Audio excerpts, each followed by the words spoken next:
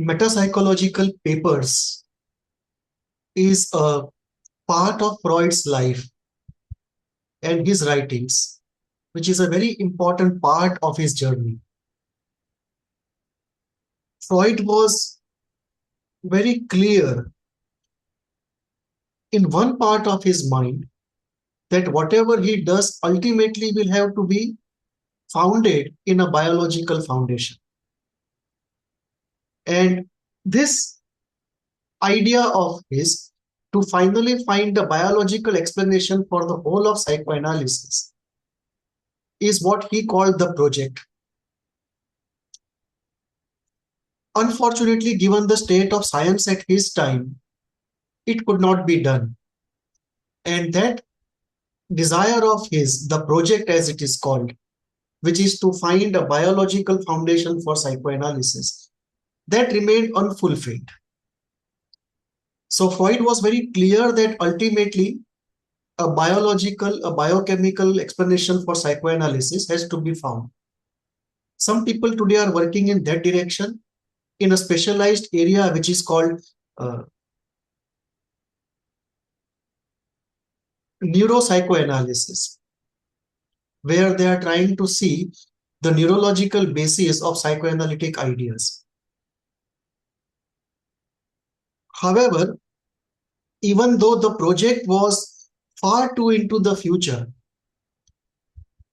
Freud wrote a series of papers in metapsychology. And this starting from around 1915 to about 1923. And this is a very important period in his life, where his output is put together under the name of metapsychological papers, one part of his output. So today we will start this very important area of Freud's thinking.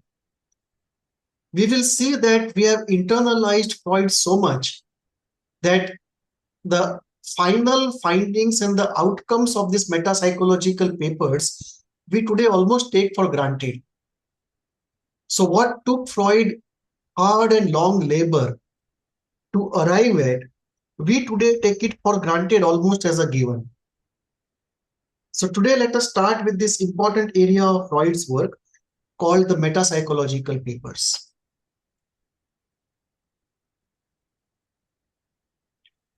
And this brings us straight into the complication of the word itself. What is metapsychology? Because when we say metapsychology, how is it different from metaphysics? Correct. And how is it different from psychology proper? Yeah. So when we use the word metapsychology, I mean, Freud's title is Metapsychological Papers. So let us first go into what is metapsychology and then go into metapsychological papers. One way to look at psychology is to look at it on this continuum. The continuum from the most exact, most objective, most verifiable to the least objective and the least verifiable. Like, one way to locate all of human knowledge is to locate it on a continuum of philosophy at one hand and robotization on the other hand. Like, you have in philosophy the most inexact knowledge, because it is dealing with those areas of inquiry which are still not open to contemporary science. So what science cannot deal with comes by default to philosophy.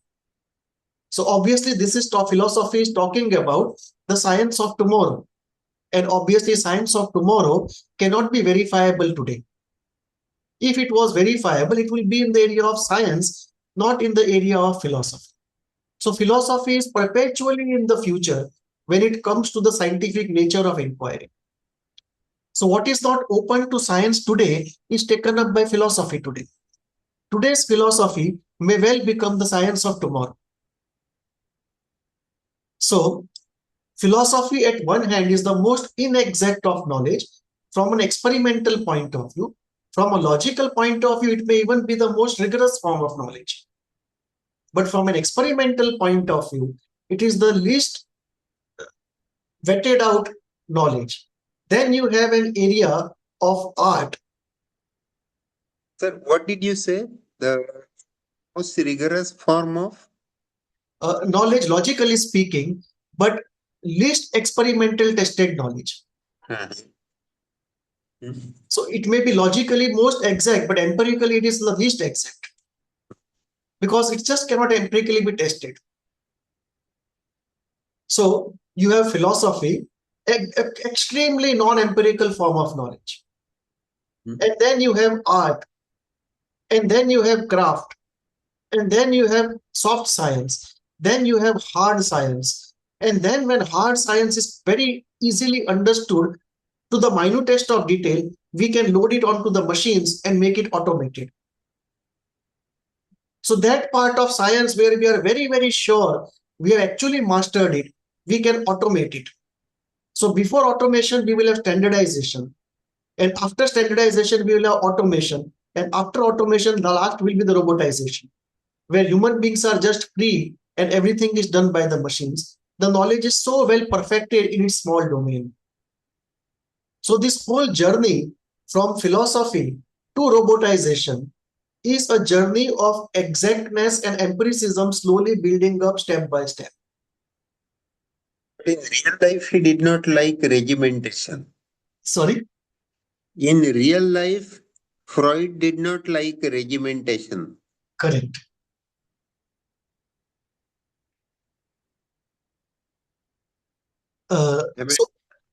You're saying something. Sorry. Am I audible? Yeah, please go on. Thank you. No, that's what I wanted to ask. Yes. Freud had a strange, contradictory approach in many areas. In one area, like conceptually speaking, he was against regimentation. But in his own close circle, he was an autocrat. So anybody who would deviate from his core principles would be thrown out of the analytic movement. And this was a serial event. Like one by one, Jung, Adler, Wilhelm Reich, Otto Rank, one by one, all of them separated from Freud. They were thrown. Yeah. I haven't read the history in detail. Yeah. De facto thrown out. And all of them used to be at some point his favorites. So Freud had this strange kind of analytical pattern inside of him, which led to an event repeating that today's favorite is tomorrow's enemy. But we don't call it idealization and disidealization or devaluation. That what had happened. It was idealization, de-idealization. It was there in Freud. Because he was a strange mixture of an autocrat, a masochist, and somebody very authoritarian.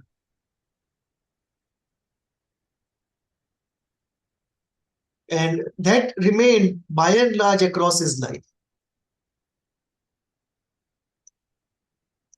So when we look at psychology, the most rigorous tested so-called hard and scientific psychology, if we call it empirical psychology, that part of psychology and psychotherapy, which is most rigorously empirically tested.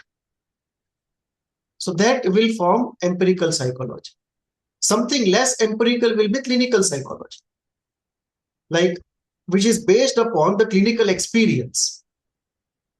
And DSM-5 is a very good example of a mixture of clinical and empirical psychology.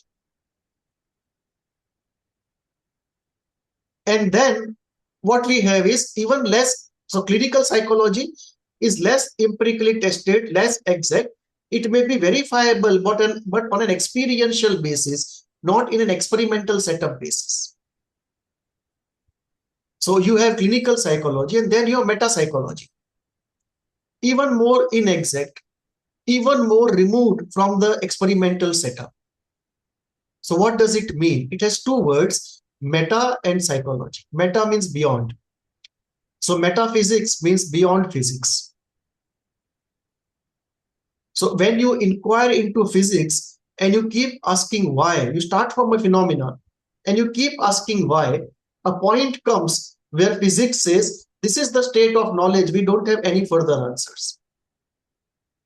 So one option there is to accept the fact that at present we don't know anymore. And this why cannot be answered.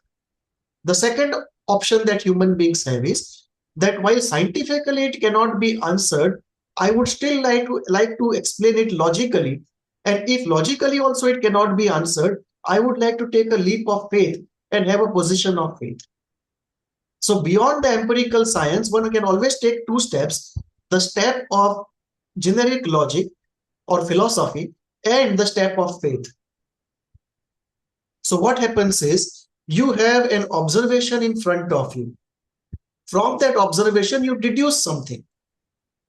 Now, what you deduce is a deduction. It's not an observation. So you have observation in the clinical setup. Then you have a deduction. And deductions can be of two types. One type of deduction is which is experientially verifiable. Like if you are a psychotherapist and I am a psychotherapist, you can verify what I say in an experimental way.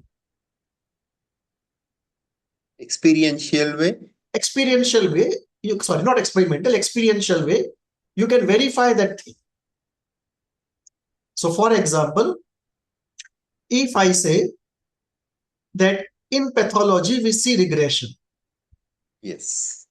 You can verify it when you see patients that people do actually go back to states of much earlier period of their life in a mental sense. That the body does not regress, the bones don't become smaller. It's only the mind which regresses. So the regression is psychological, not biological. The whole system does not regress. But there is a phenomena of psychological regression which can be verified. So that becomes the concept of psychotherapy. But now if I say that the regression is happening into the id, that you are going into the past, but into the past, the memories are stored in the id. Now, this is not something which experientially you can or I can verify. It's a theoretical position. So that will take us into model of the mind. That do I conceptualize mind as id, ego, superego, or do I conceptualize the mind in some other way? The yogic psychology will conceptualize in quite a different way. It will conceptualize the chakras. It will conceptualize the tanmatras. And the whole system will be explained in different way. So structurally and functionally, the model of the mind of the yogic system is very different. Structurally and functionally, Freud's idea is different of model of the mind. Jung's idea is different. And Lacan's idea is different. All of them have a model of the mind. Now, this is something which is not an ordinary concept. It's a very theory-specific concept. And this is not experientially verifiable. Logically, it may appeal to us as being correct. But it's not experientially verifiable. And therefore, it's a way of looking at things. And it may happen that if we apply one model, it appears to us that it's getting clinically verified. But it's not actually verification. It is the aiding us in making sense out of clinical experience. It is not as verifiable as the regression is, or as slips are. Slips are very easily verifiable.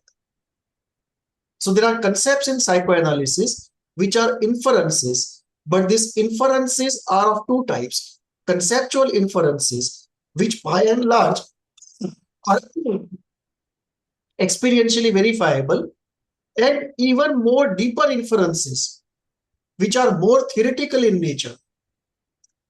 And these inferences are what constitute the meta-psychology. It is beyond psychology.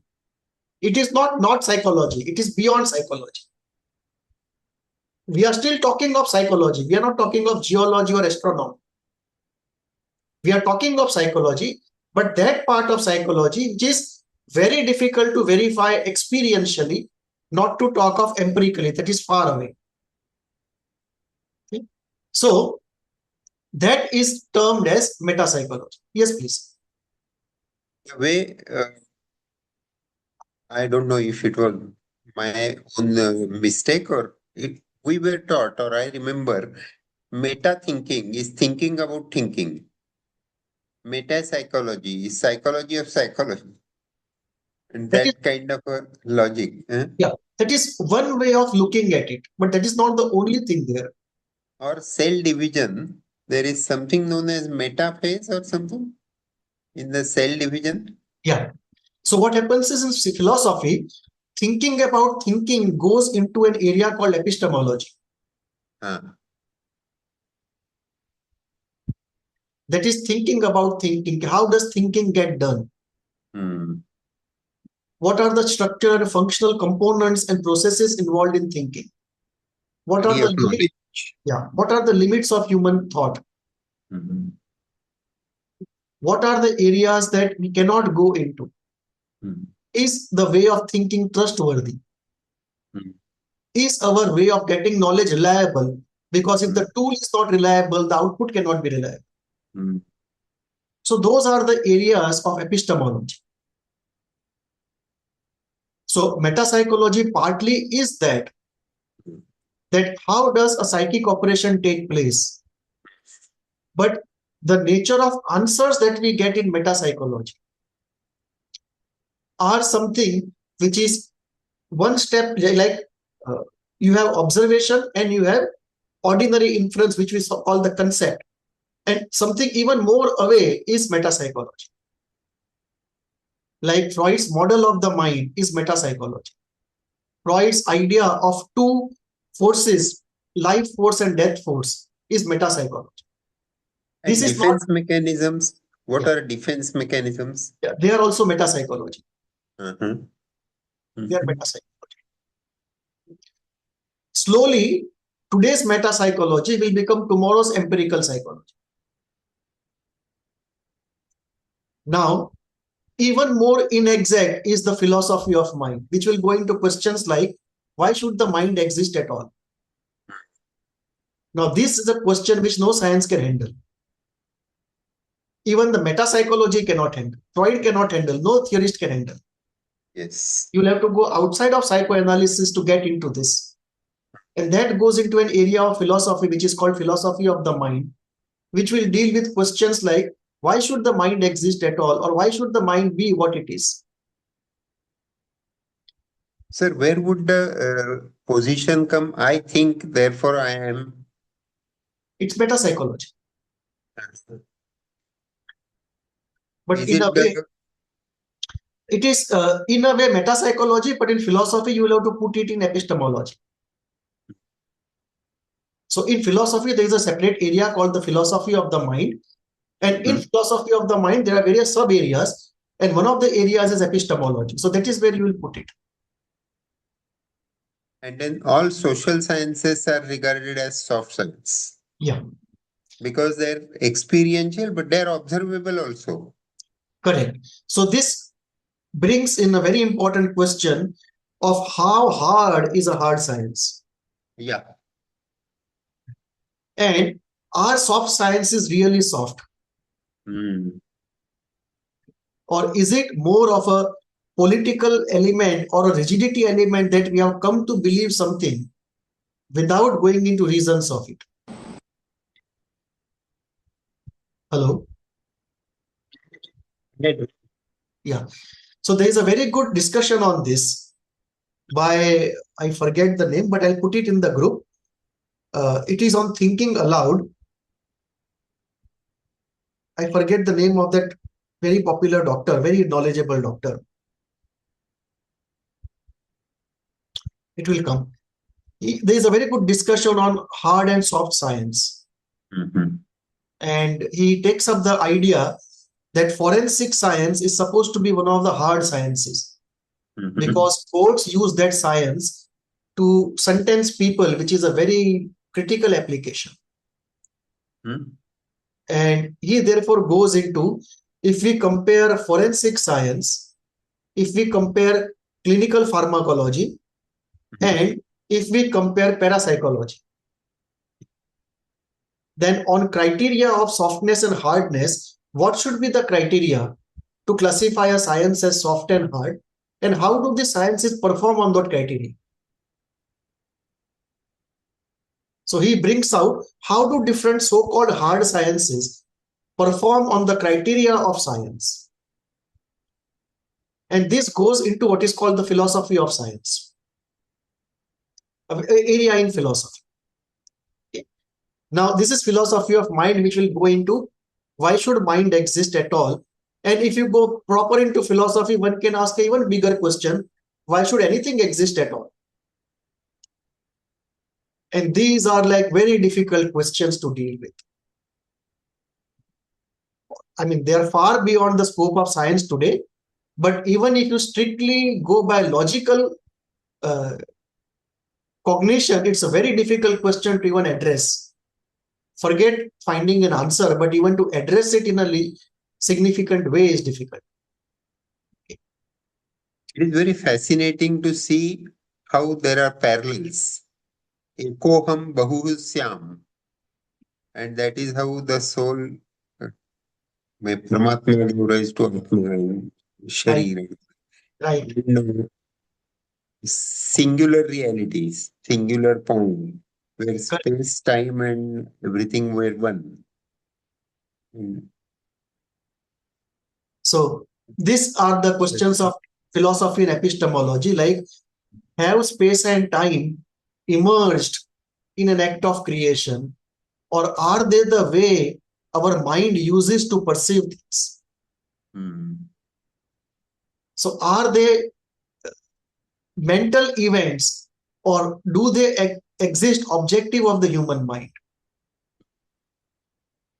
That even if there were no human beings on this planet, the space and time would still exist, one possibility. And second possibility would be that the human beings think in a way which uses space and time to wrap everything into it, and in that everything is located. That this is unique to human way of thinking.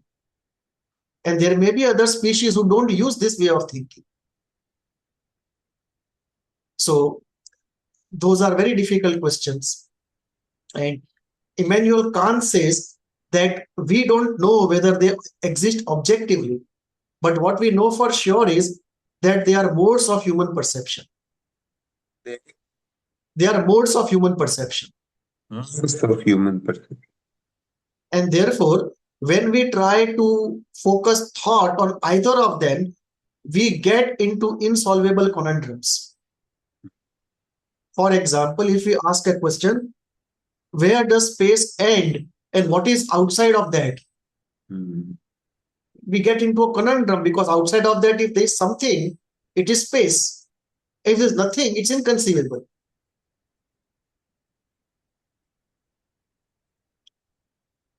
Similarly, when did time begin and what was before that? Or when will it end and what will be after that? These are insolvable conundrums of human thought. And Kant says this is because they are modes of perception which are involved in the thinking process. What? Modes of perception. Involved in the thinking process. And what we are doing is a constituent of the thinking process. We are focusing the whole thought upon that. And that is why the conundrums are coming up.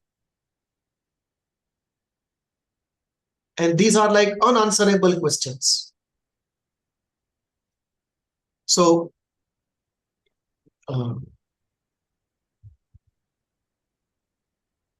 okay, one interesting question it raises is that all the constituents of thought, therefore, are they the ones that human mind can never understand in its fundamental nature? Like if you look at Kant's thinking process, you will have the ordering of stimulus into a sensation. So something is ordering it. So let us say one entity, S1. Then you have the modes of perception, space and time, S2, S3. And then we have conception where you have cause and effect, S4. And then we have knowledge, something that converts that into knowledge, S5. Now are S1, S2, S3, S4, S5 in their very fundamental nature unknowable, because in one way they are constituents of thought, of the thinking process. So if that remains a very interesting question.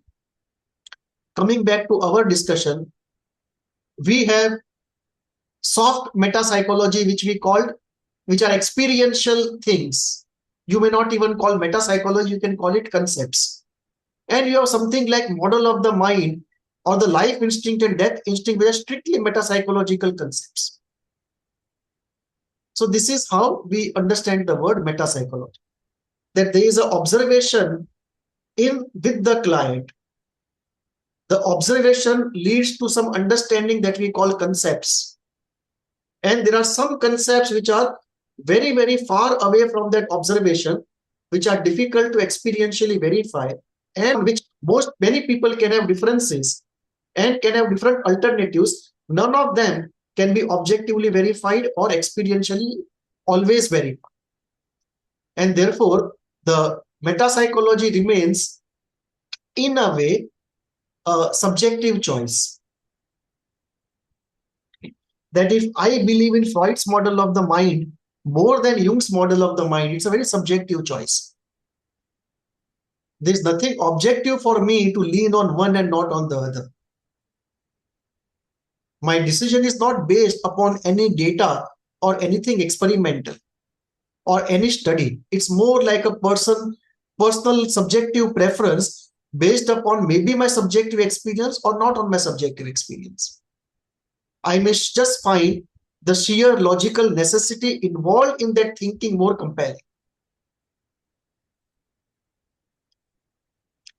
So this is how we understand meta-psychology.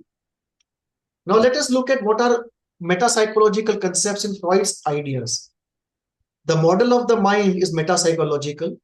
Psychosexual stages are meta-psychological. Component instincts and genital organization is meta-psychological. The belief that fundamental energy is erotic, libidinal, is a meta-psychological concept. Life and death instincts are meta-psychological. The economic model of libido, that energy is trapped along with ideas in what constitutes a complex, is meta-psychological. Interpretation of material from the unconscious, either as a principle, is partly meta-psychological, and the way interpretation is done is largely meta-psychological, especially in dreams. So the interpretation of material coming from unconscious in the sleeps or in the dream, the way it is done is based upon meta-psychological principles. Any questions on this? And what is psychotherapy then? Is it meta-psychology, or is it experimental psychology?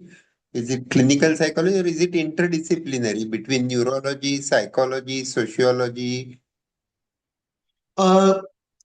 Today, as it stands, very few people are knowledgeable and are capable of bringing in ideas from neurology or sociology. Very few people will be there. So largely it does not enrich itself, which it should, but it does not, with ideas from neurology or sociology or even anthropology.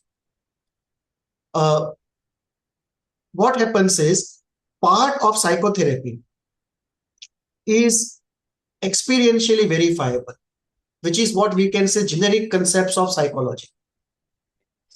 Part of it is empirical, where you go into testing. So psychological testing involves some form of empirical psychology, but largely it is meta-psychology. Because the moment you say I am using a school every school will have an empirical component which is small, a conceptual component much larger, and a metapsychological component smaller than the conceptual component but larger than the empirical component. So you will have something like 20% of empirical. Sir, please say again the last one. Okay. So you will have, in any school, you will have a small empirical component. Yes. Say 20%. Uh-huh. Large conceptual component, which if one wants to verify, one can verify. Of course, if one hates it and one wants to disprove it and does not want to see it, that's a different thing. But it can be verifiable. So another 40%, or let us say 50%, is concepts which are verifiable, clinically speaking, not empirically speaking. So 70% and 30% is metapsychological, which strictly goes into the uniqueness of any given theory. Because metapsychology of any two schools will by and large be different. For example, when we say schools of psychoanalysis, we said that you have to follow certain fundamental principles of psychoanalysis to be called a school of psychoanalysis. So let us say the existence of unconscious. Now all schools will follow it, but it's a metapsychological concept. Significance of childhood. All schools will follow it, but it's a metapsychological concept. Metapsychological does not mean it is not useful.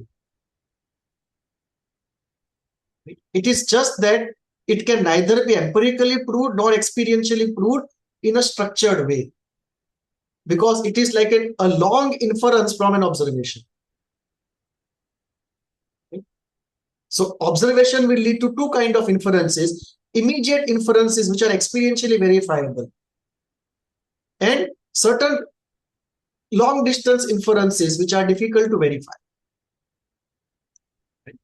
So Jung will have a different metapsychology, Freud will have a different metapsychology. Every school, if it wants, can have a different kind of metapsychology. So every school will have a psychology and a metapsychology. And the psychology it has will get divided into two: a small empirical part and a large non-empirical part, conceptual part. So these are Freud's metapsychological concepts. So Freud wanted to do 15 papers on metapsychological areas. And what he could do across his life was only 5 papers. Other 3 he started but remained incomplete. So this constitutes 8. What other 7 subjects were, we don't know. What we know is he completed 5 papers and 3 remained incomplete. Other 7 subjects we don't know. And what he completed, those things we will do under this discussion of metapsychological papers. And he completed 5 papers. 4 papers were completed and published in 1915. They must have been completed much before, but published in 1915. It's impossible to complete all 4 papers in 1 year. So published in 1915, and one was published later, 1923. And in these papers, we see how slowly what we take for granted, like Freud's model of the mind, Freud's explanation of depression, Freud's idea of the unconscious, Freud's idea of repression, Freud's ideas of transformations taking place in the psyche in terms of desires, fears, displacement. All of these we take for granted today. How laboriously Freud arrived at them slowly. This is what we see in these papers. So 4 papers got published in 1915 and 1 paper got published in 1923. So in 1915, 4 papers were published. 1, instincts and their vicissitudes. 2nd, repression. 3rd, unconscious. And 4th, mourning and melancholy. And the 5th got published in 1923 called the ego and the id. So what we will do is, In discussion of metapsychological papers of Freud, we will go one by one into this from first to the fifth. We will start with instincts and their vicissitudes. So, a lot of discussion has taken place in psychoanalysis. The way Freud's work were translated from German to English. And people say that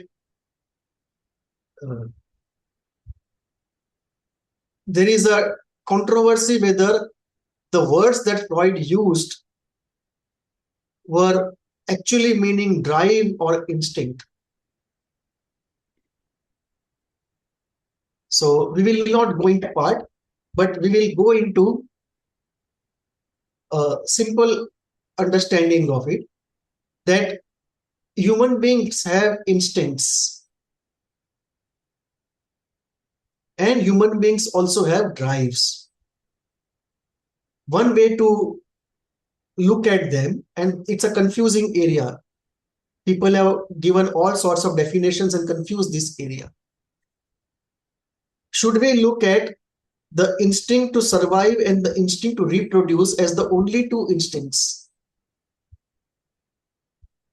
Or should we look at other pleasure drives also as instincts? Because the desire for pleasure is very fundamental. The desire to avoid pain is equally fundamental. So should we separate instinct and drive by saying instincts are the most basic biological urges to survive and to produce one like oneself, which is outcome of survival of species and survival of the self. That survival of the self will give rise to aggression, and survival of the species will give rise to sexuality. This is one way of conceptualizing. That two fundamental biological instincts are survival of the self and survival of the species. And one would give rise to aggression, second would give rise to sexuality. That is one way. Second way to look at it is to replace the word instinct with drive and look at them as synonyms. That just look at them as synonyms. This is what has happened in many translations, that instincts have just got into drives. Third way to look at it is that conceptualize life instinct and death instinct as fundamental, and then look at all fundamental motivations as drives. Which means the desire to survive, the desire to reproduce, the desire for knowledge, the desire for love, all of them are drives.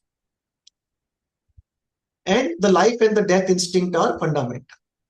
So nobody is actually clear how to conceptualize it and which translation or which articulation to take as correct.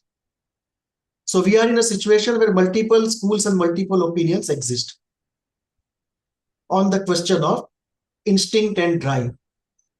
One way to conceptualize this is to look at instinct as biological and drives as psychological.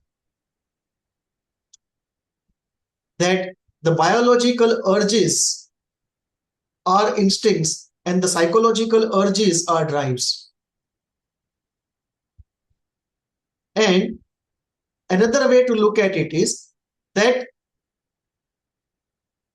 there is some junction in the system where the biological meets the psychological. That there is an instinct of hunger and it meets the mind at some level. The moment glucose goes down,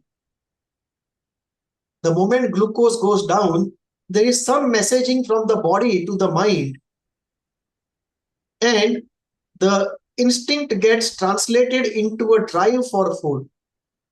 But the drive for food is not the search of pure glucose. It is the search of something that one likes or what is available. And therefore, the need of hunger gets translated into a want of roti sabji or dal chawal or whatever. But there is some space where the instinct is getting converted into a psychological entity called want.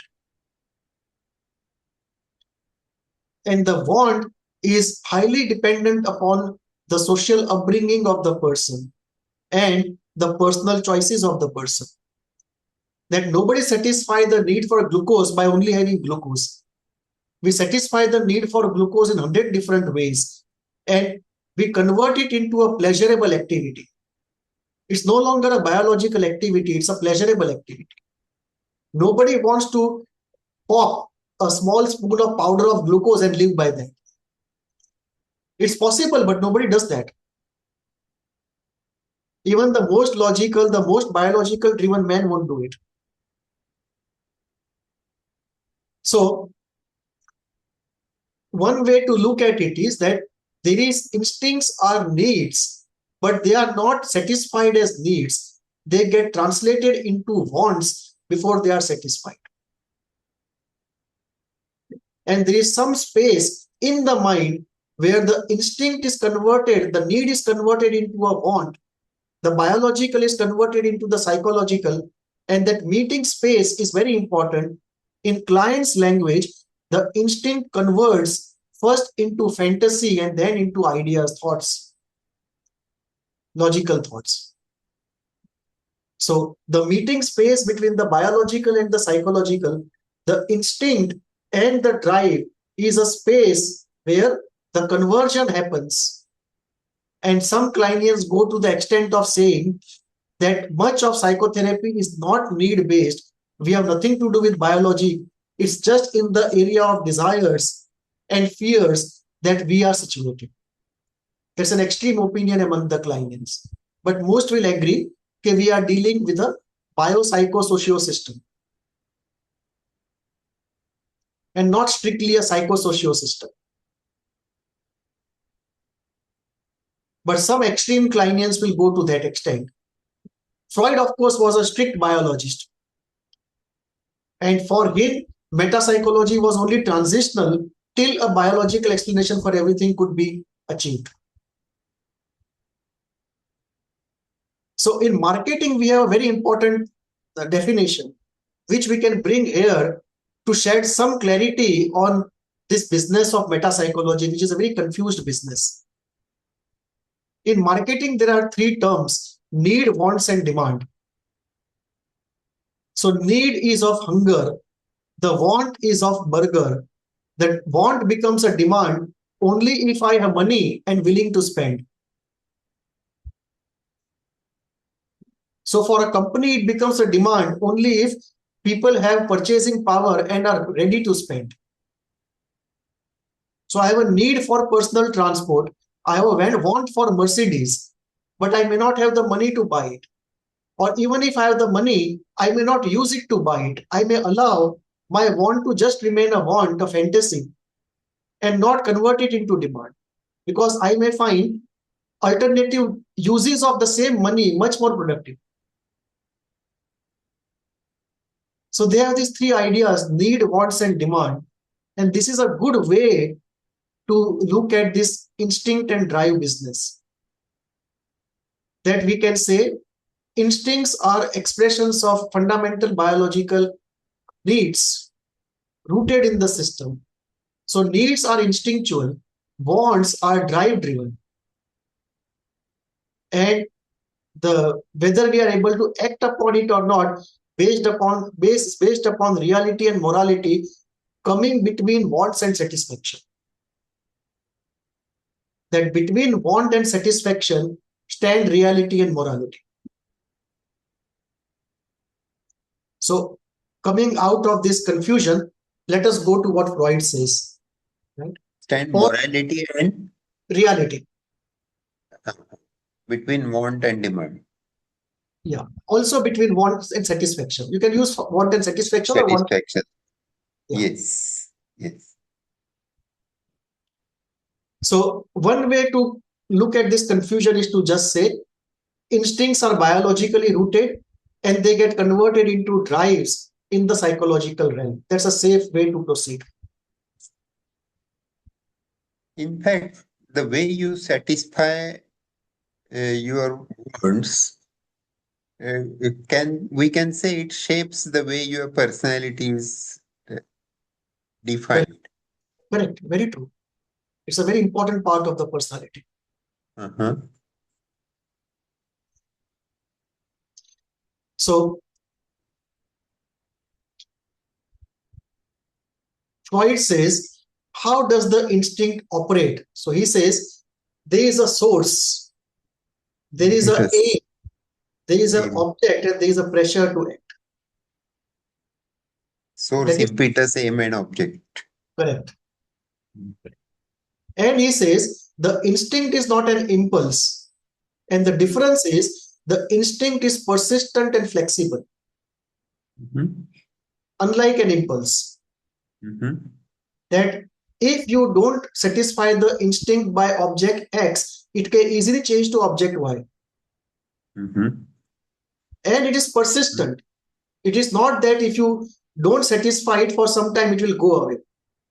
The object of the instinct may change, but the instinct does not go away. And the instincts are recurrent in nature. Satisfying them one does not make them go away forever. So if you satisfy the instinct of food today by eating burger, tomorrow you may not like to have a burger, but the instinct of hunger will not go away. Tomorrow you will have something else on the menu. So the instinct will satisfy itself using different objects. The object may be perishable, but the instinct is not perishable. And the impulse will change according to the instinct or the available objects. Many things. One is the sheer deprivation of the instinct. Like if the instinct has been reasonably satisfied for a long time, it doesn't go wild and crazy because the pressure is less. But let us say somebody has not eaten food for 5 days. He doesn't care about burger or dosa. He will eat anything edible. So the pressure of the instinct will increase with deprivation. And when you look at emotional deprivation, it creates very different phenomena in the psyche. That when emotional deprivation happens, many things can happen in the psyche, which will not happen if the deprivation is not if well managed and not allowed to happen intensely. So Freud says, first for instinct, that instinct is not impulse. And instinct has source, which is biological, aim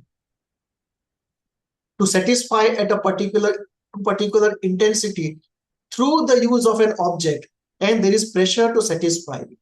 This is first.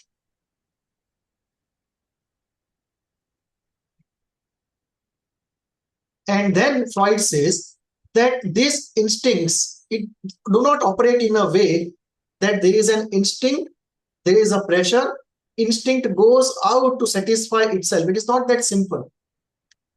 The instinct finds many obstacles on its route to satisfaction, and therefore it undergoes vicissitudes, meaning pathological movements. The path of the instinct is not straight and simple. I have an instinct, the instinct has an aim, it has an object, and there is pressure to satisfy. So I just act out to satisfy and the story is over. The story is not so simple. Because of reality and morality, because of my own capability and incapability, because of the existence of others, because of existence of laws of nature, because of existence of society and morality, there are many obstacles on the way of instinct to satisfaction, and therefore the instinct often cannot act out itself in a natural way, and it has to undergo indirect acting out, and that is what he calls vicissitudes. Sir, can the vicissitudes be non-pathological, or they always have to be pathological? No, it can be non-pathological because one of the vicissitudes is sublimation.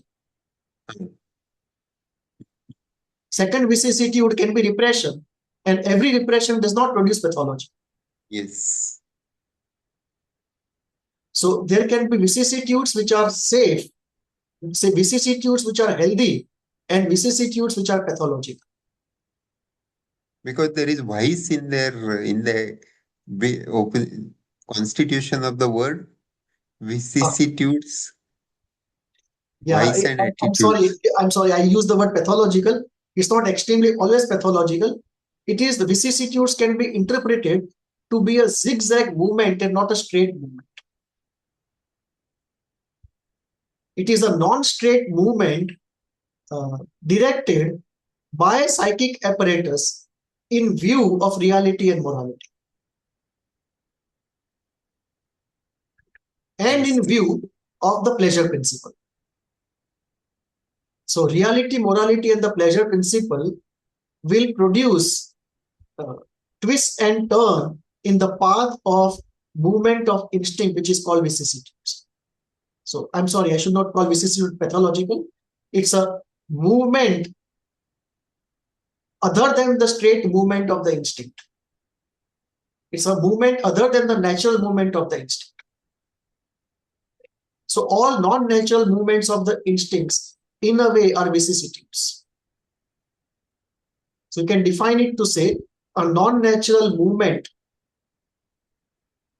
of instinct under the pressure of pleasure principle, reality, and morality. That you can define as vicissitudes. Now, very interestingly, so the central idea is that instincts exist, but they cannot operate naturally unaffected by anything else. They undergo vicissitudes in the psyche. And therefore, the whole chapter is about instinct and their vicissitudes. So Freud starts this chapter very interestingly from a discussion on hard and soft science, very strange. And it talks about the axioms, observations, and explanations, how he looks at psychoanalysis. And then he talks about the stimulus. That one way to look at it is that there is an instinct inside and a stimulus from outside. There is instinct of hunger inside and stimulus of food outside. Instinct of sexuality inside and a beautiful woman outside. So there is instinct inside and stimulus outside. But Freud says, if you take one step ahead, we can look at instinct also as stimulus from inside. That if you look at mind, say you have eaten something and you are satisfied and the mind is completely free of any stimulus related to hunger. You have taken lunch just half an hour before. And there's nothing outside which is a food item to stimulate hunger. But after some hours, a stimulus comes from inside. So if you look at the mind, even the instinct is a stimulus from inside. And the difficulty is, from the outside stimulus, you can withdraw yourself. You cannot withdraw from an inside stimulus. There is no running away from it. So this is a strange kind of stimulus from inside, from which there is no getting away.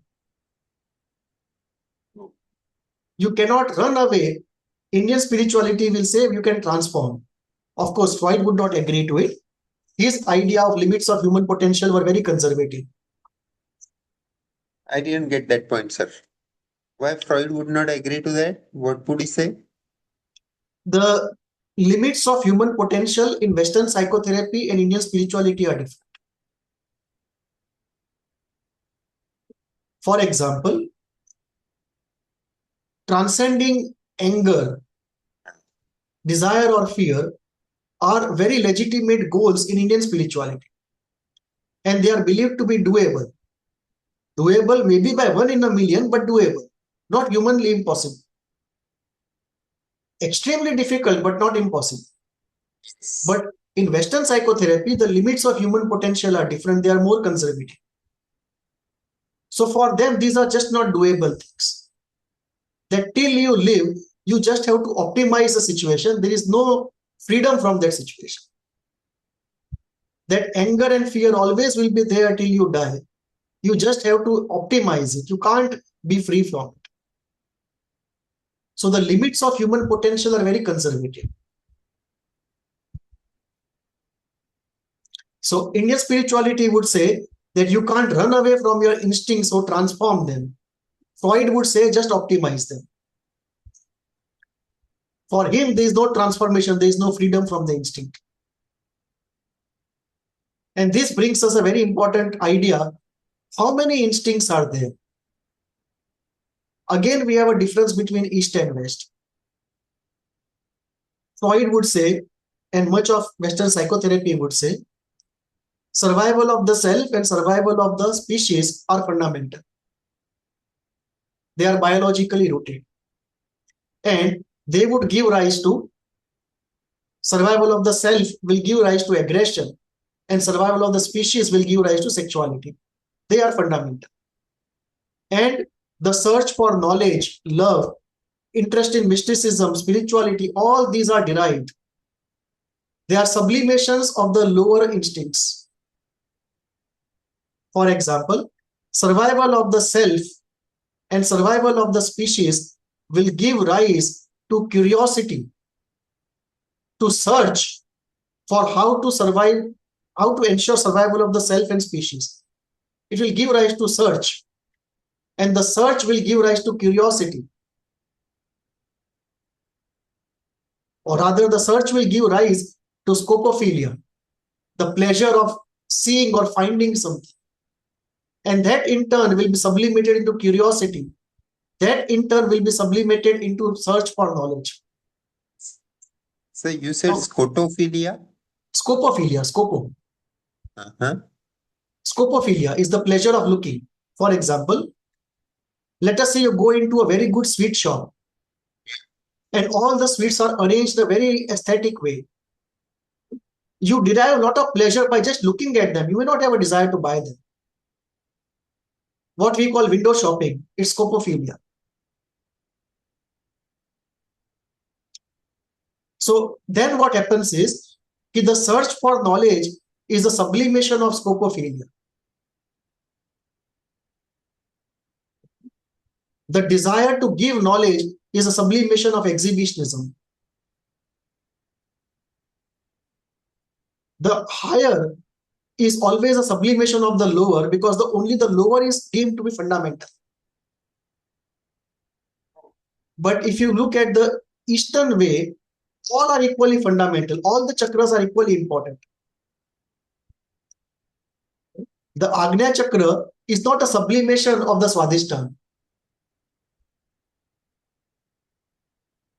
So Swadhisthana deals with sexuality and the Agnya chakra deals with knowledge. The Agnya chakra operations are not sublimations of the Swadhisthana operations. All of them are equally elemental. There may be a priority that higher chakras can operate only after the lower are satisfied. That's a different thing altogether. But they are equally elemental. In structural terms, they are equally elemental. In functional terms, elemental. In structural terms, they are equally elemental. And all of them are independent of each other, although interacting. No chakra is derived from any other chakra. You have all of them by birth, autonomous, independent, and equally elemental, although interacting with each other, and priority is different based upon the situation. So again, we have a difference here that if you look from an Eastern point of view, you will look at 7 instincts or 10 instincts based upon the chakras. That every chakra expresses one particular instinct. The Mooladhara will express the survival of the self. Swadhisthana, survival of the species. But Manipur will have the desire for power, which is equally important and independent of the lower two. It may be enmeshed with the lower two. That's a different thing. but you can independently have a power drive, nothing to do with survival or sexuality. Similarly, higher you go, the desire for attachment and love is independent of all the other things. Although in reality, all of them get enmeshed, mixed up in operation, but it's possible to have an autonomous operation of every chakra. So there is a difference. Yeah. The origins of chakras, are they discussed anywhere? Yeah, they are inborn. They are genetic, they are inborn. They are the very constituents of the fabric of human existence, the human integer. So they are like what Jung says, they are fundamental facts of nature, which cannot be reduced to anything other than themselves. Like what Jung says about psyche, there is a difference between Jung and Freud. For Freud, the psychoanalysis was transitional till a biological explanation was found. So the mind emerges out of the bodily biological system. It's an epiphenomenon. But for Jung, it was different. For Jung, Jung said the psyche is a fundamental fact of nature, which cannot be reduced to anything other than itself. Meaning, you can't reduce psyche to biology. Just as the body is a fundamental fact of nature, equally the mind is a fundamental fact of nature, and it's not derived out of body. Both are equally fundamental in nature. It is not like a molecule is derived out of an atom, that the atom comes together to constitute a molecule. So in that way, a molecule can be reduced to an atom. But if there is something as fundamental as the atom, but distinct from an atom, now both are equally fundamental. So this theory of multiple elementals is peculiarly common to the East, where usually we have the thinking going in terms of multiple elementals. That the drive for all the chakras are equally elemental. They all appear at once in human beings.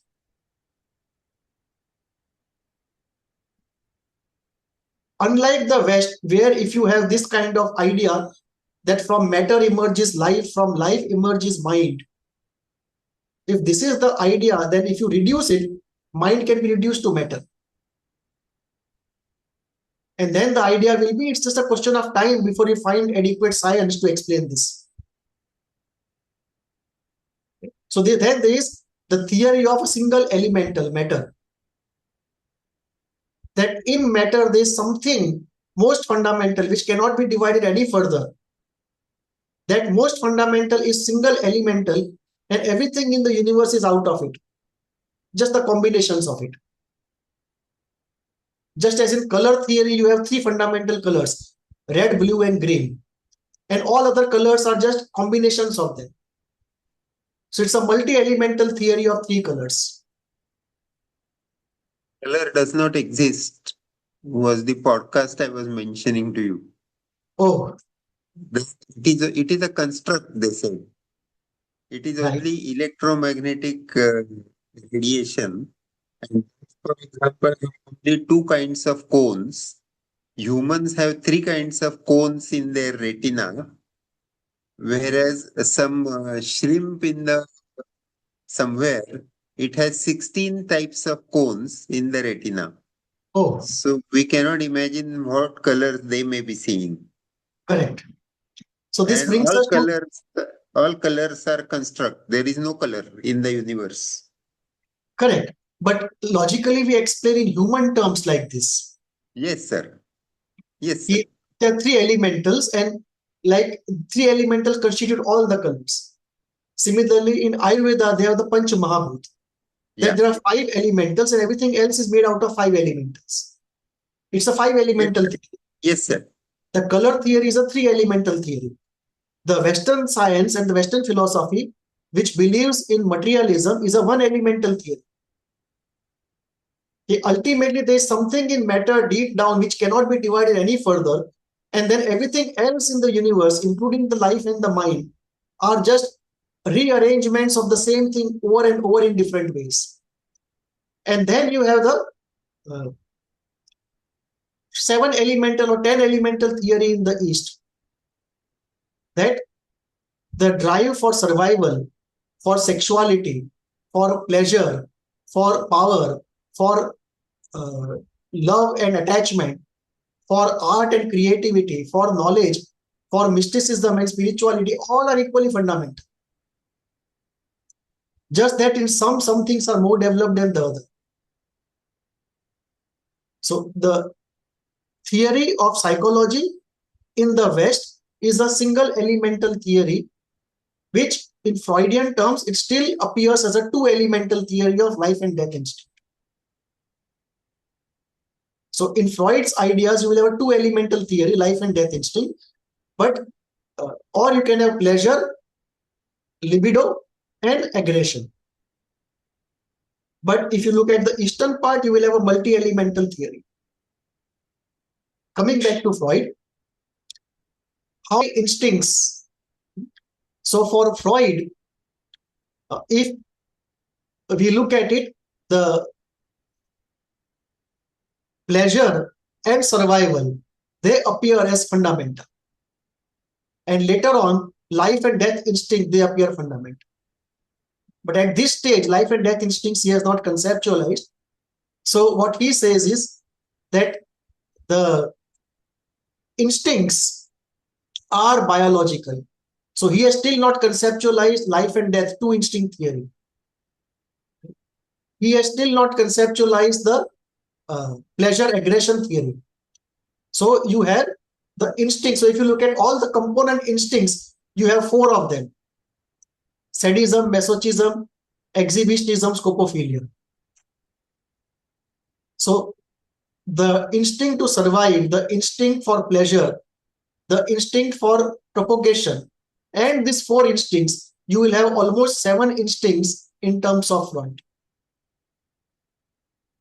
So if you ask a question at this stage of Freud's theorizing, how many instincts you will end up at 7? Which ones, sir?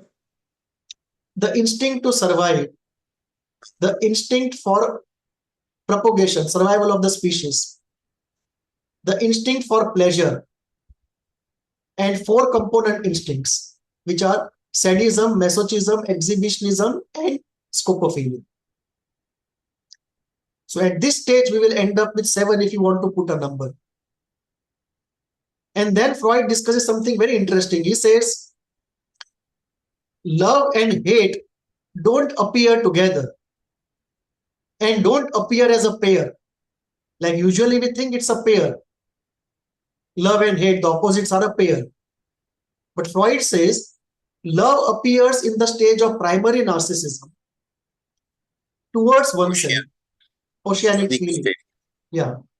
And after primary narcissism, when we enter into the object state, where we start recognizing not I, the object, and often we hate those objects.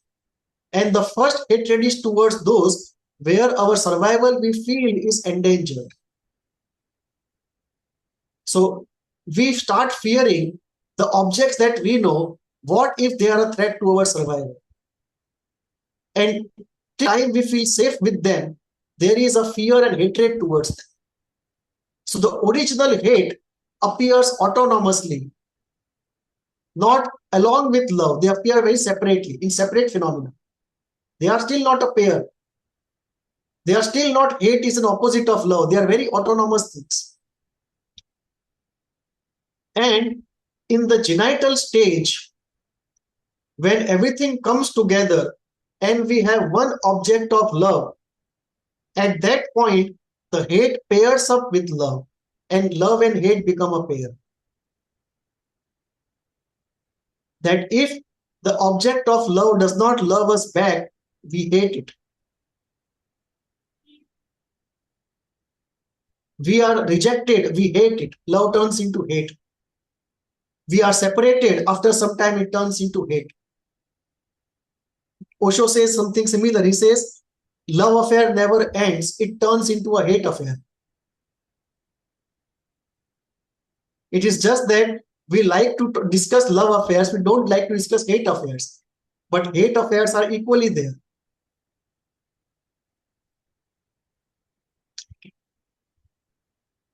Now, the vicissitudes that instinct undergoes is basically out of three reasons.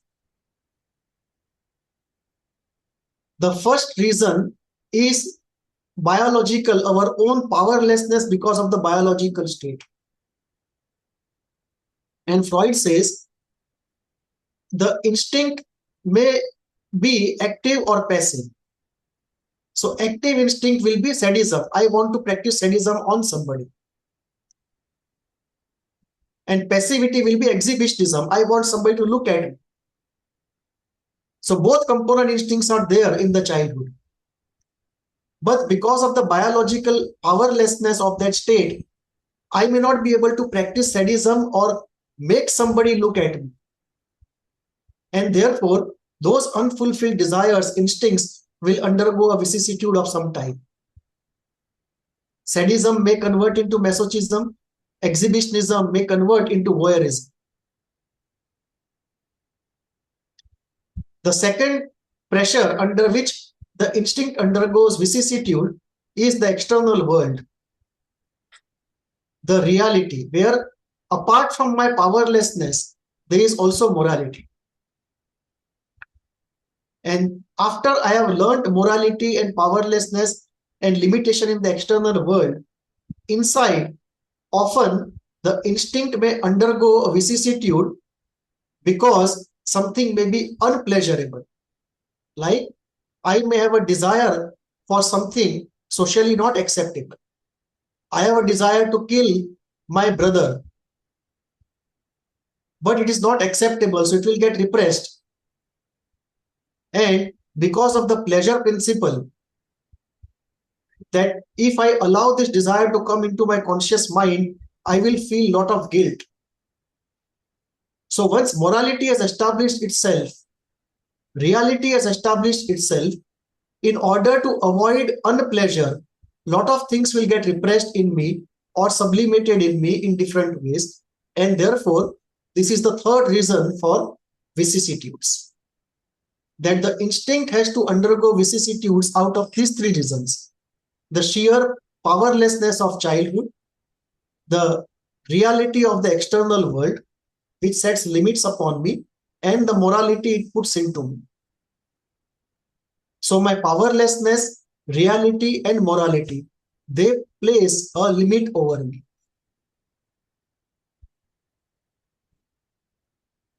So the instinct undergoes vicissitudes because of these limitations of human existence. Then it goes into classification. Should we break for a cup of tea and come back again after 10 minutes? Yes.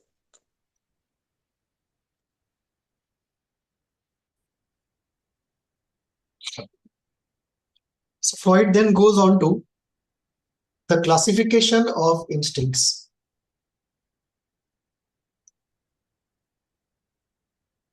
There are two classifications he refers to. One is dividing all instincts into two, pleasure instinct or ego instinct. The pleasure instinct means anything that has to do with maximization of pleasure. And the ego instinct is for survival in the face of reality. So reality adjustment. So the reality adjustment part, self-control part, that comes as a part of ego instinct. So it divides into two. And we are still before superego in Freud's thinking. Otherwise, he could have easily said ego instinct and superego instinct. But he says only two, the pleasure instinct and the ego instinct. Second classification he gives is the active instincts and the passive instincts. Instincts which make us go out and do things, and instincts which want us to be passive and expect events to happen around us, including those of people. So it divides second way. Third is the movement of instincts. That these instincts are dynamic by nature, and therefore when a movement happens, either of these things can happen. Either the movement of instinct is straightforward, goes towards satisfaction. So we will say one movement of instinct is a movement of healthy satisfaction. Nothing comes in between. Very ordinary movements. I want to have a cup of tea. I can just go and have it. So this is what is called the conflict-free functioning of the human being. So there is a part of human life that is conflict-free, and there is a part which is conflict-ridden. And in the conflict-ridden part, the instinct undergoes a vicissitude. And what are the vicissitudes that we see usually? Reversal, reaction, formation, defense.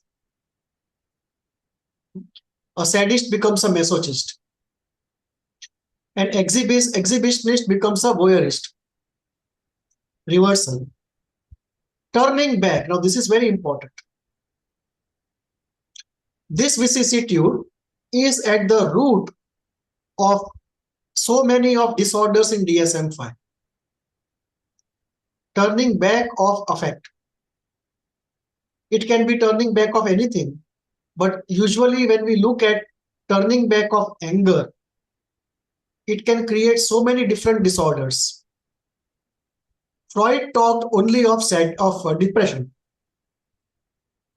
because Freud talked about anger turned inwards, resulting in depression.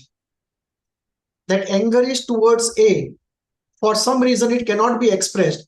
So it is blocked by reality or morality. So it turns back on oneself, and anger turning back results in depression. It can easily result in somatization.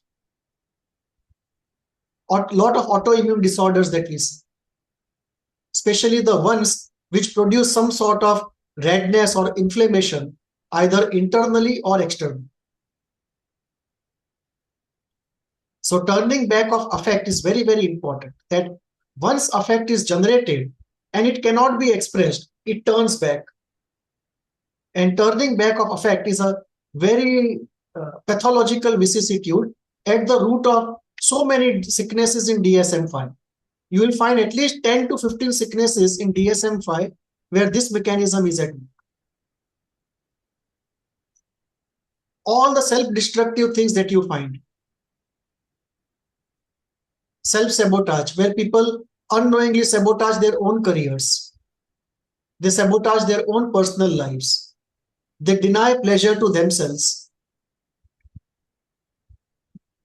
Like somebody has 10,000 rupees and he wants to spend it on clothes. He will buy it for everyone but not himself. This denial of pleasure to oneself is also a form of self-attack. A soft self-attack. We won't call it diagnostic and give it a name of a disorder, but it's a self-attack. It's pathological. And this is result of either anger turning back, or it is self-attack of anger turning back, or self-attack of guilt, or self-attack of shame. The third vicissitude is repression, which is almost universal. So many things get repressed. And the fourth vicissitude is sublimation.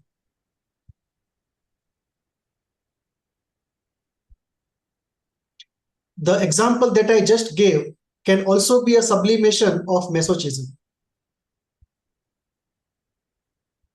of not buying anything for oneself. You can also look at it as soft masochism. It can also be a sublimation of greed. I want everything for myself, and then defenses act upon it, and you say, I don't want anything for myself.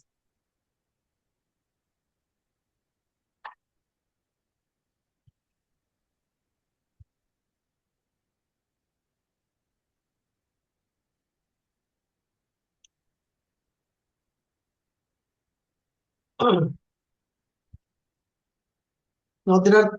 how do you understand this?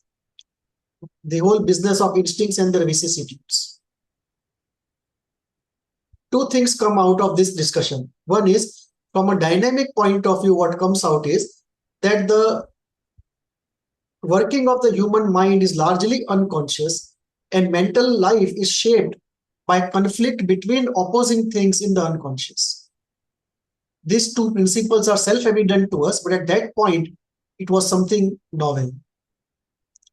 Then from an economic perspective, meaning the hydraulic model of generation, distribution, and transformation of libido, once the affect is generated, if it cannot express directly, it undergoes vicissitudes. And the power which was there with the original idea is now distributed to so many ideas. And a link of associations can be formed. And what this paper does is creates the ground for later development of concept of ego defenses and superego formation and internal conflict. So later on, after this paper, you will see other things developing out of this paper, which will result in ego defenses, which Anna Freud did. She developed this whole idea of ego defenses. And then Freud later developed superego formation in the ego and the id. And this also became a model for internal conflict, that the internal conflicts can easily be the vicissitudes of instincts. How does this paper bear upon pathology? In case of most neuroses, Freud believed that the repressed instincts were the cause of the suffering. And that is why his school is called the drive school. That the basic idea is that the drive is frustrated in its way. Drive meaning the desire, the motivation. That a desire is frustrated in its way. And this frustration of desire or the frustration of drive is at the root of pathology, which is different from Klein. For Klein, the fundamental thing was not the drive, but the relationship. For Freud, it was the drive. For Jung, it was the individuation process. So for Freud, the root of the pathology was in drive frustration or desire frustration. For Klein, it was frustration or something wrong going in the object relations. For Winnicott, it was something to do with inadequacy of good enough mothering. For Kohut, it was very difficult early life experiences of failure of mirroring and idealization. For Failure of mirroring and idealization. Sorry, sir, I did not get the word. Failure of mirroring and idealization. mirroring and idealization. And for Jung, After Kohut. For Kohut. And for Jung, it had to do with failure of individuation. And dysfunctional activation and deactivation of archetypes. So this is how each person looks at the root of pathology in a different way. And therefore, Freud's school is called a drive school. That the fundamental emphasis is on the drive, the desire, the force of desire which is frustrated. Now, Freud also gave the explanation of melancholia, which will come later. There's a separate paper, Mourning and Melancholia. But depression for him was aggression turned inwards. And he did it in a very elaborate explanation that he did not go into aggression just turned inwards. He actually went into aggression turned inward in a specific context. Like, you can just say aggression turned inward because of reality. that I am angry at the police commissioner, I can't do anything.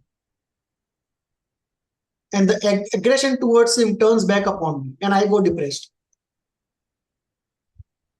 So that can be one way of aggression turning inward.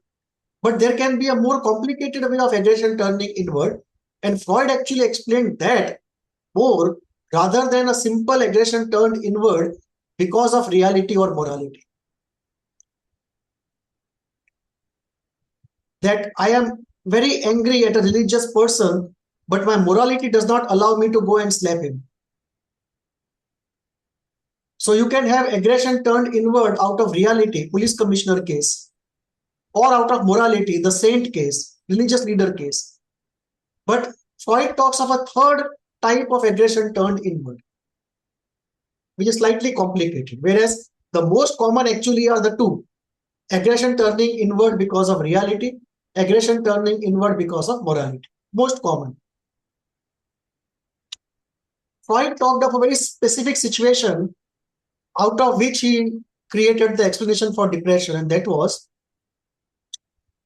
that you are in an ambivalent relationship with a person, and that's a narcissistic relationship. That you think of that person as a part of you in some way. And when that person is lost for some reason, either he abandons you or he dies, then what happens is you experience a loss which cannot be mourned. Mourning is not possible. The loss is, the sadness is too much. And substitution also is not possible. The vacancy which his loss has created cannot be substituted by anybody else. So when loss happens, number one. Number two, substitution is not possible. Number three, mourning is not possible. Then the only way remains, number four, is denial of that loss.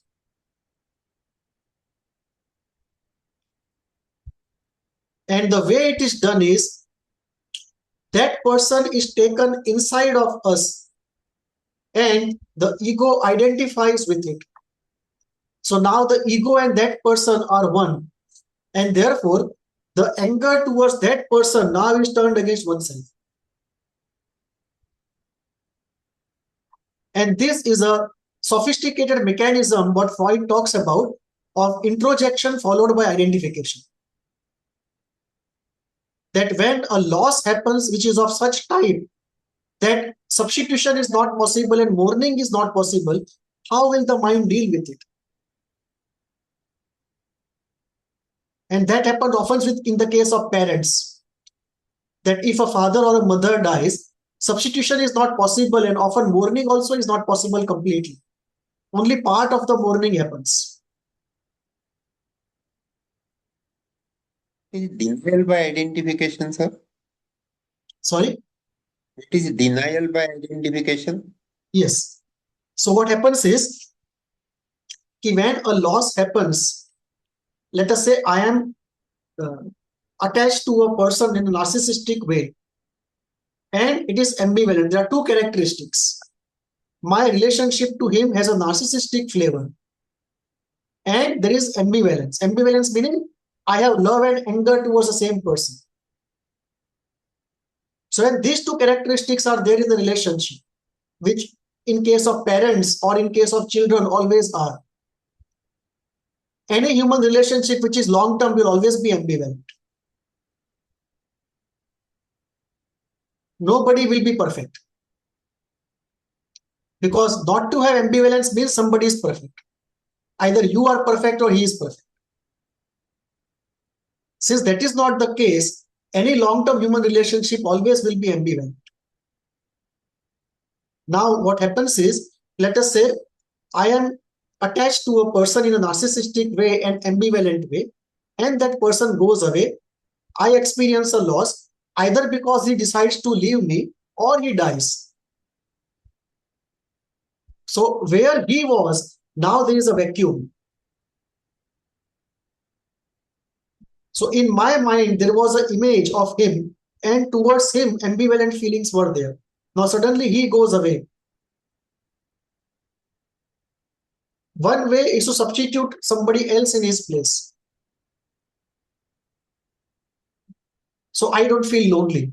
But if substitution is not possible, or mourning is not possible, I can mourn him and then go to somebody else. Let's say substitution is not possible, but I can undergo mourning, and once all the sadness has gone out of me, I can look forward to a new relationship, not a substitution. But both of them are not possible because sadness is so much. The mourning is not possible, beyond my capacity. So in that case, what happens is the only way to deal with it is to deny that loss. Because if I deny that loss, I don't have to do the mourning.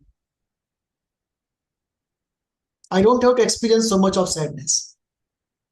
It's unbearable. So what the mind then does is, it goes into a two-step process for denial. First, it introjects the person, which means it takes in that person. And second, identifies, the ego identifies with the person.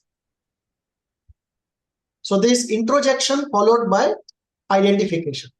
So introjection means he is taken in. Now there are two persons, me and him, inside the mind. Introjection has happened. Now identification happens. He becomes a part of me. Now once he becomes a part of me, it's a denial by identification that loss has not happened. Because he is now a part of me. And what will therefore happen is two things. I will start doing some of the things he was doing, which often happens after a death. That people who are alive and related to the dead now start doing some of the things he used to do. And second, feelings towards him are now towards me. And therefore, Freud's explanation was this results in depression. That a loss of narcissistically cathected ambivalent, loss of ambivalently cathected narcissistic object results in introjection and identification. And this turns ambivalent feelings towards him back upon oneself. And that causes depression. So if, let us say, somebody comes to us for depression after the death of a parent, the first question is it just sadness or is it also anger? So we ask him, how was the relationship? So if somebody says very good, the person was very good, it is just sheer sadness. But if somebody says, okay, we had a lot of differences also, then it's ambivalence. It is not just sadness, it's ambivalence. And there, apart from sadness, anger also will play a role. That anger towards that person now is back turned upon me. And therefore, the route of therapy will be different. In the first case, we'll just be asking him to feel the sadness and let it go. In the second case, apart from sadness, we'll also ask him to feel the anger and let it go. Because depression post ambivalent relationship and depression post a good relationship are two different things. The first is only sadness driven depression. Second is sadness and anger driven depression, and often including guilt also. Often people have guilt also for having such aggressive feelings towards the near ones. So then it becomes anger, sadness, and guilt driven depression. So there the vicissitude of instincts is at play in the generation of depression. In sexual perversions, the vicissitudes are very easy to see in fetishes. That the instinctual drive towards one is deflected onto the other. And the other, which otherwise is an inanimate object, often suddenly becomes a sexual object. In some cultures, it was very common, like in historically in some part of Chinese history, very small feet were supposed to be very sexually evocative. And women right from their childhood were given very small shoes so that the feet remain small and are arousing to men. It's a very mass kind of social fetish. Is the indirect admission of, let us say, uh, women were allowed only indirect admission of sexual attraction. True. That is true in most cultures because, as one of my teachers used to say, one of the most anxiety-provoking things for men is women's sexuality.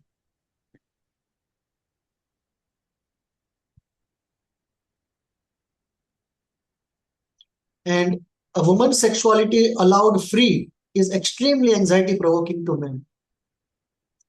And therefore, most cultures, in order to prevent this anxiety in men, severely control women's sexuality. Because a free woman's sexuality, uncontrolled, uninhibited, is extremely anxiety-provoking to men. There will be other reasons also. I'm not saying this is a unifactorial thing. There will be social reasons, cultural reasons, religious reasons, all of that together. But this also is one strong reason. Defense mechanisms derive from this instinctual vicissitudes. That the mind, in order to control or direct the vicissitudes, have to create some formats of vicissitudes. And the direction giving entities to vicissitudes are the defenses. These are like the traffic police. Defenses are the traffic police which control the traffic flow of vicissitudes. Which direction the instinct will go if it has to undergo a vicissitude.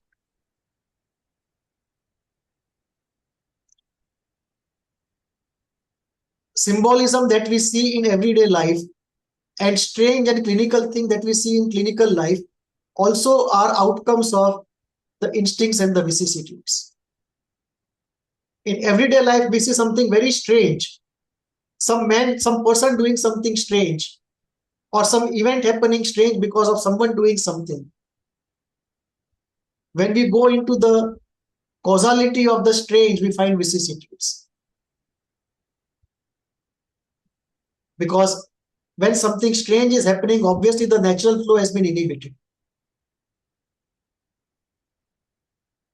So anything unnatural, uncommon is an outcome of some sort of vicissitude. And that we see in clinical life also. All kind of strange symptoms which we see are vicissitudes happening in a million ways.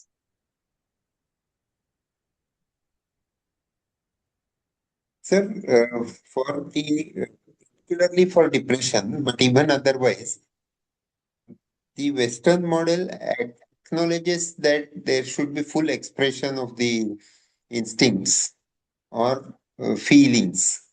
Whereas, if because of the Indian origin person, for example, or Oriental community or family centric culture, and then the Western ideas, the Western values are as if borrowed, and one is emulating them, and then if the origin of Oriental values they come on the top of it, and they are able to modulate or keep the instincts in check, then perhaps there won't be as much disaster as, say, denial by identification and fusion. If somebody believes that Gatam na shocham, माझा ऋणानुबंध संपला. And it is possible that people who do not reach us are not necessarily pathological. There are self-correcting forces operating. Is that tenable, at least in theory? There are two parts of it. Uh-huh. If the eastern part is applied, so there are three parts: affect generation, affect regulation, affect expression. Now, if you apply Eastern philosophy or Eastern thinking to affect generation itself, and the affect generation itself is low, then the East is very good. It's a preventive. So generation is almost biological. No, but in a way, let us say, if you say, don't get attached to anybody. This is all Maya. Right? Or you say that I have endured a loss, but the karmic thing is over now. Now let us say if that understanding reduces the affect generation, then it is a preventive. But let us say the East says, don't get attached, don't have desires. Try to win over desires. Or if you have it, be very clear that desires will always disappoint. Be prepared. You cannot separate desire from disappointment. They are the two sides of the same coin. And when you have a coin, it will always be two sides. Now let us say somebody has gone deep into it and read the Gita and everything, and the Buddhist scriptures of being in bliss without cause, and this happiness being secondary to this happiness of bliss, and all of those things. And out of those reasons collectively, if his affect generation is less, then as a preventive it has worked. The second part, situation. Let us say as a preventive it has not worked and affect generation is almost the same. Now we are in a different situation. That affect generation is the same like a Western counterpart, but affect expression is inhibited. Regulation before expression. Regulation. So what will happen is in regulation, some part of it will be expressed out, some will be sublimated, some will be repressed. Some will find expression in some other way. Now this other way is very important because in most Indian societies and subgroups, there are socially accepted ways of crazy expression of affect. They are like occasions of social catharsis. Meaning, every day you are not allowed to express affect in high volume. It's extremely inhibited. But on certain occasions, certain pujas, it is okay if you have a mata, or if you scream out, or if you dance on a festival, or you perform some drama on Ram Lila. Rituals. Or if you go to some particular temple where people go to get healed and everyone goes hysterical there, it's quite normal. So, sorry? Mira datar Say again.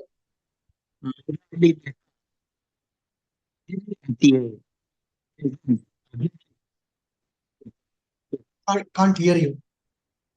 Something is in the network. I'm getting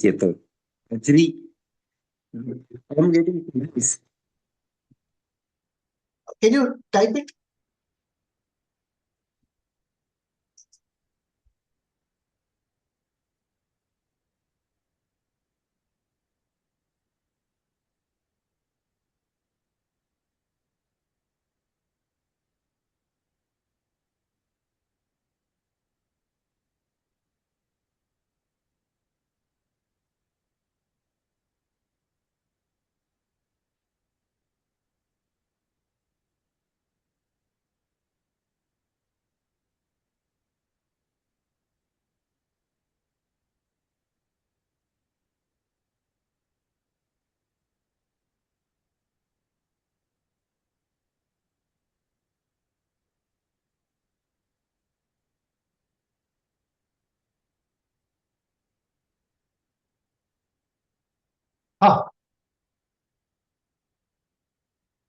Right.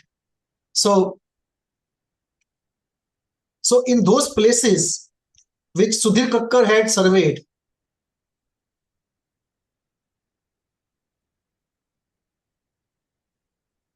so Sudhir Kakkar had surveyed those places where people undergo this hysterical catharsis of some sort.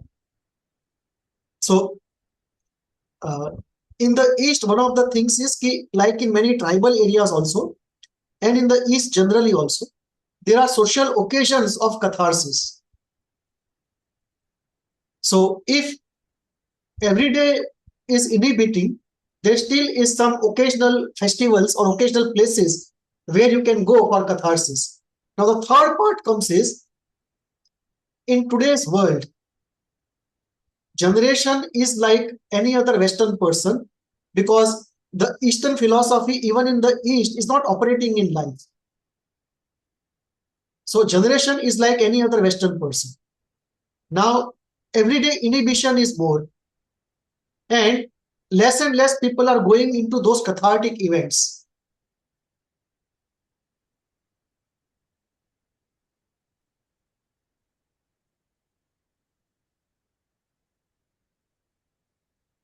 Yes. So the social sanction for the catharsis.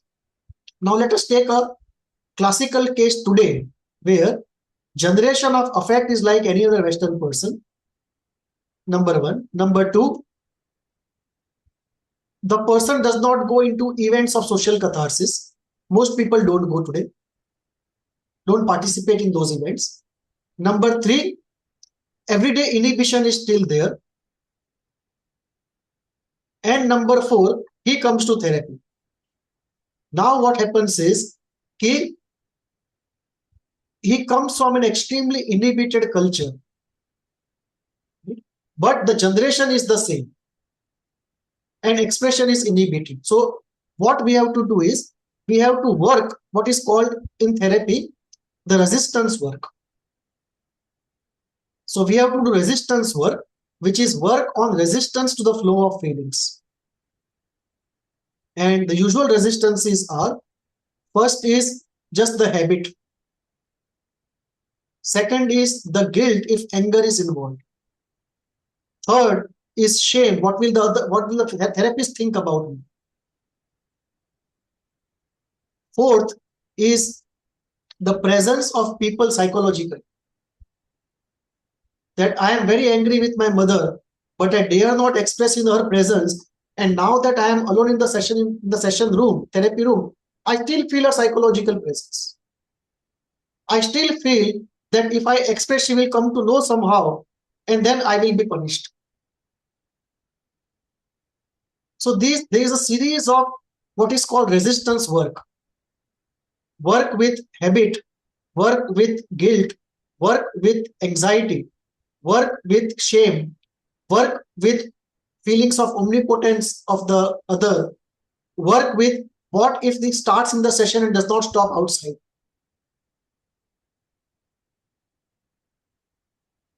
And confusion of reality and fantasy.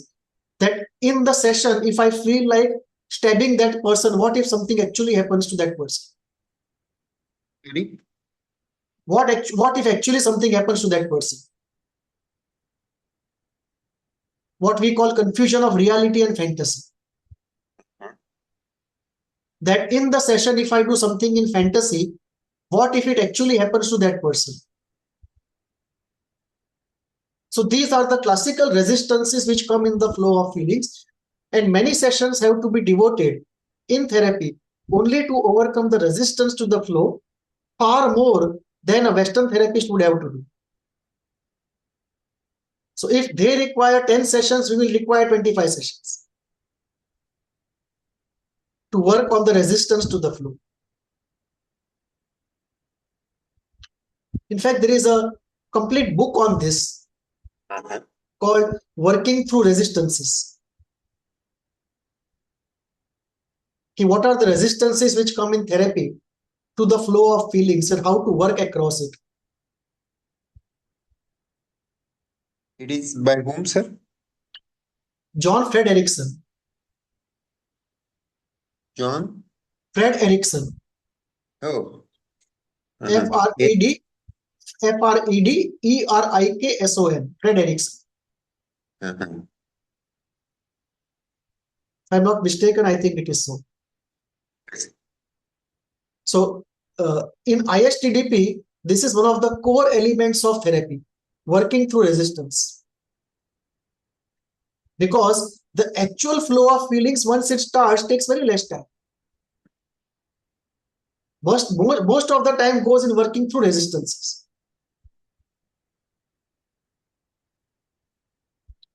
Because human beings are very comfortable with thoughts, nobody is comfortable with feelings.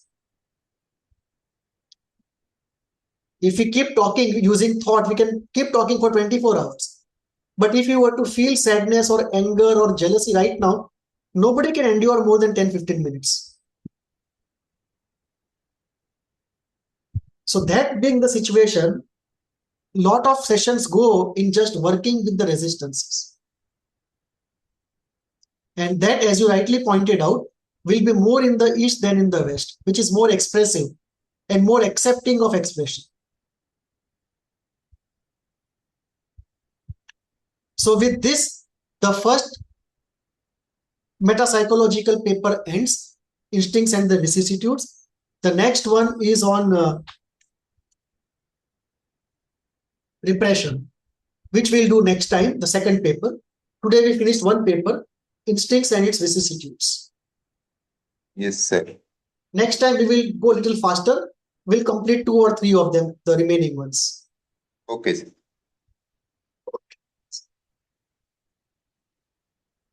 Other students are still there in the class or they are at different times? No, most of them are not coming. Oh. I don't know. Bhavna used to come. Which में Supriya had said that she will come, so I added her back. But she is not there. Okay. To my personality, I was just imagining they're getting bored because I'm there. The videos. Oh, no. In fact, quite the opposite. In fact, quite the opposite. 2 of them, Bhavna and Supriya, told me they were gaining a lot by your questions and contributions. Thank you, sir. Bhavna and Supriya, they especially told me about it. I'm learning at my pace and I'm happy. Thank you. Thank you, sir. Thank you.